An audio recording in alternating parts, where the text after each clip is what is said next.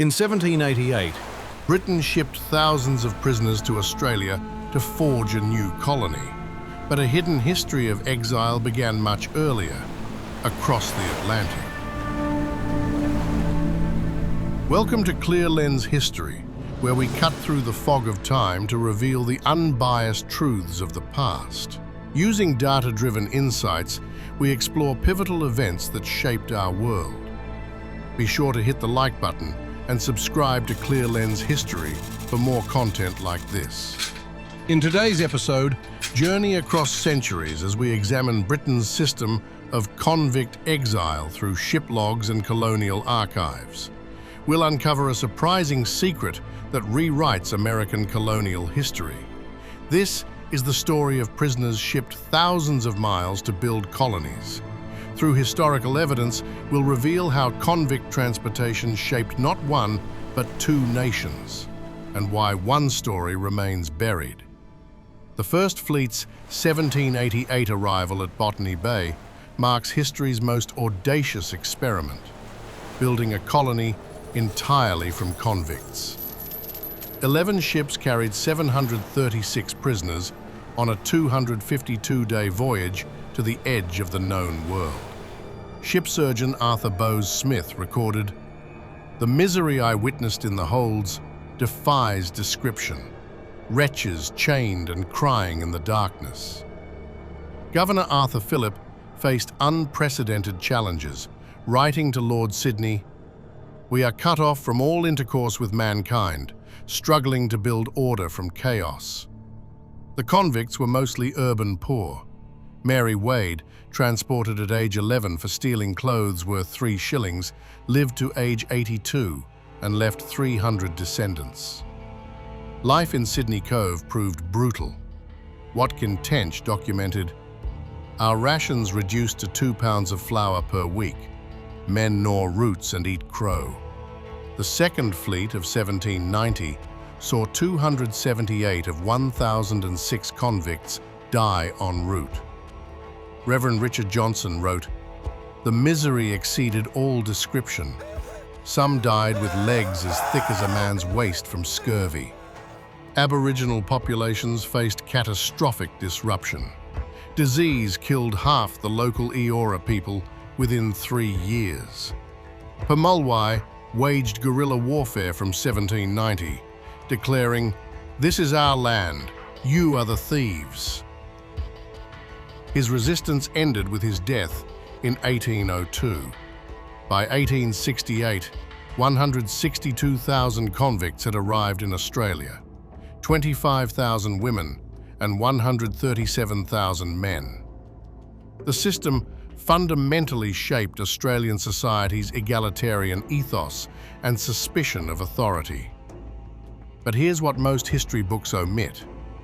Australia wasn't Britain's first penal colony.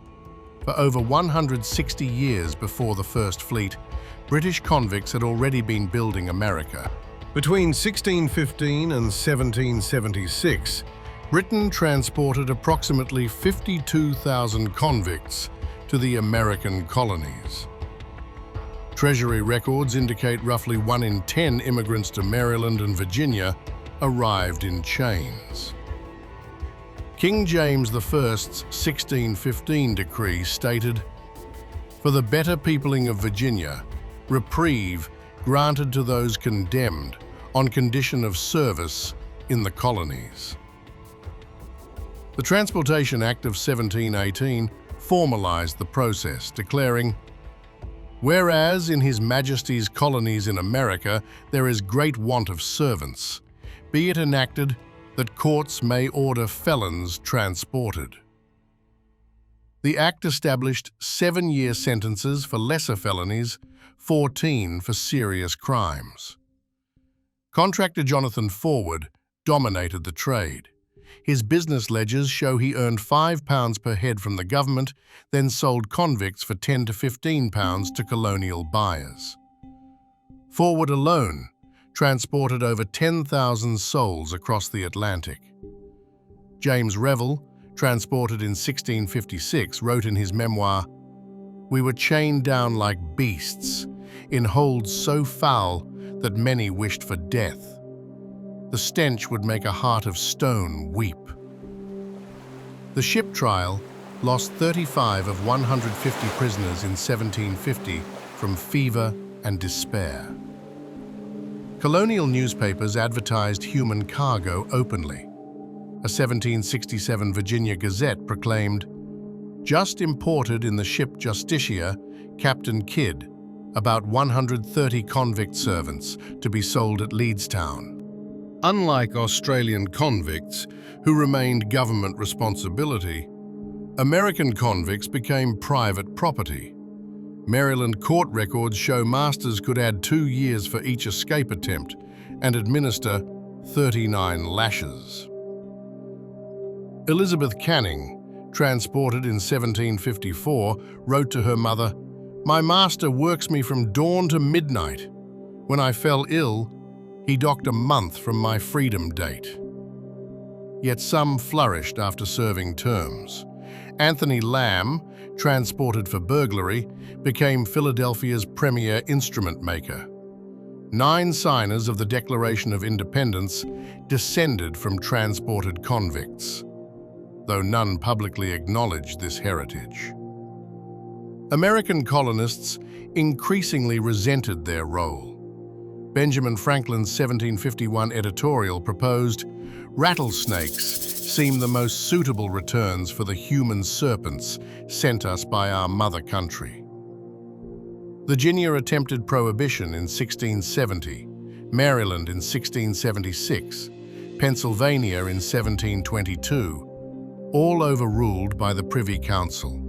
George Washington advertised for runaway convict servants who fled Mount Vernon, yet his surveyor, Thomas Lewis, was a reformed convict. When the Revolution ended transportation in 1776, Duncan Campbell, holding 3,000 convicts, warned Lord North, "The jails are full to bursting. We need a new destination urgently." This crisis directly precipitated Australian colonisation.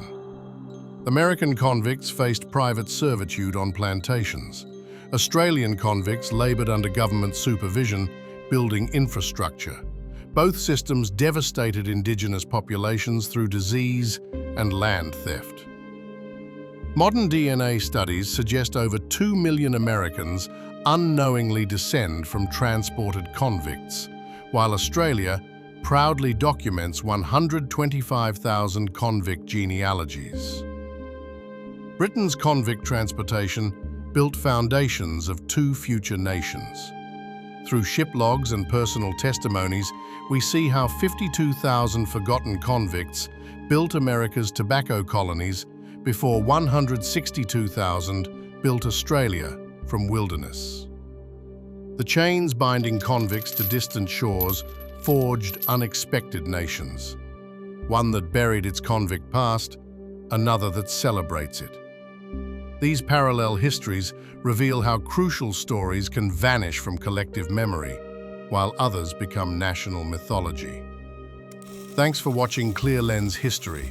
Subscribe for more data-driven explorations that illuminate the past through factual analysis rather than speculation alone.